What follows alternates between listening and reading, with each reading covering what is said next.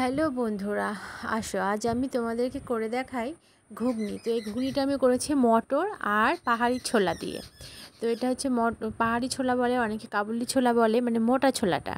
তো এই দুটো কম্বিনেশন একসঙ্গে আমি করব, তার জন্য আমি এখানে একটা হাফ আলু কুচো করে নিয়েছি, আর এখানে কাঁচা লঙ্কা দিয়েছি, আর পেঁয়াজ রসুন আমি কুচো করে নিলাম।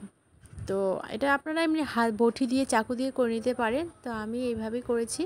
দিয়ে আলু, এখানে রসুন পেঁয়াজ আদা বাটা আর কাঁচা লঙ্কা দিয়ে দিলাম, দিয়ে হলুদ লবণ প্রেসারে দিয়ে আমি সিটি মেরে নেবো। সমস্ত মশলা একবারে দিয়ে দেবো, দিয়ে আমি সিটি দিয়ে দেবো। মাত্র 3টে সিটি দিলেই হয়ে যাবে আমার। তো 3টে সিটি দেবো, আর এখানে দিয়ে দিলাম আমি টমেটো, একটা গোটা টমেটো দিয়ে দিয়েছি। আর ঘুগনিতে ধনেপাতাটা খুব ভালো যায়, কিন্তু আজকে ধনেপাতা ছিল না, দেওয়া হলো না। তো এখানে তেল দিয়ে দিলাম অল্প। আবার আমি এই ঘুগনিটাকে সেদ্ধ করে এটাকে আবার ফোড়ন দেবো, সেই জন্য তখনও একটু তেল দেবো, যেন তেলটা এখন কম দিলাম। তো একটু তেল দিলাম, দিয়ে একটু মেখে নিলাম, মাখিয়ে নিয়ে একটু জল দেবো, দিয়ে আমি এটাকে সিটি দেবো। 3টে সিটি দিয়ে নেব। তো 3টে সিটি দেওয়ার পর আমি তোমাদের ফিরে এসে দেখাচ্ছি। তারপরে ফোড়নের সময় আমি দেখাচ্ছি কী ফোড়ন দিতে হবে।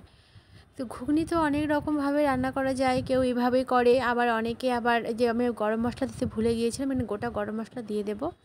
আবার মনে করো যে ঘুগনিতে সাদা মটর কাবুলি ছোলাটাকে প্রথমে এমনি জল দিয়ে সেদ্ধ করে নেওয়া যেত। তো আমি এটা একবারই করছি একভাবে, মানে খুব তাড়াতাড়ি করার জন্য এইভাবে হয়, হাতে সময় না থাকলে। তারপরে আমি দেখো ওটা আমার সিটি দেওয়া হয়ে গেছে, আমি এক সাইডে রেখে দিয়েছি। আর এখানে আমি তেল দিয়ে দিলাম, তেল দিয়ে এখানে জিরে ফোড়ন দিয়ে দেবো। জিরে ফোড়ন দিয়ে জিরেটা ভাজা ভাজা হয়ে গেলে সিদ্ধ করা মটর দিয়ে দিলাম, মটর আর কাবুলি ছোলা ছিল দিয়ে দিলাম। তোমরা যদি মনে করো এখানে কেউ একটু পনিরও অ্যাড করতে পারো, পনির ফ্রাই। আর এটা আমি এখানে ভাজা জিরে গুঁড়ো আর ধনেটাও ভাজা গুঁড়ো দিয়ে দিলাম। তো এই মশলাগুলো দিয়ে এখন আমি কষিয়ে নেব, ভালো মতো কষিয়ে নেব। অনেকটা সময় ধরে একদম আঁচটা সিমে রেখে কষিয়ে নিয়েছি।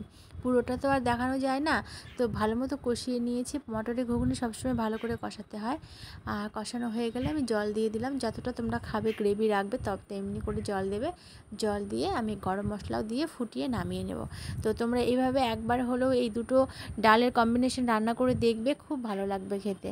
আর বন্ধুরা অবশ্যই আমাকে কমেন্ট করে জানিও কেমন লাগলো, একবার করেও দেখবে কেমন লাগলো, তারপরেই আমাকে জানিও।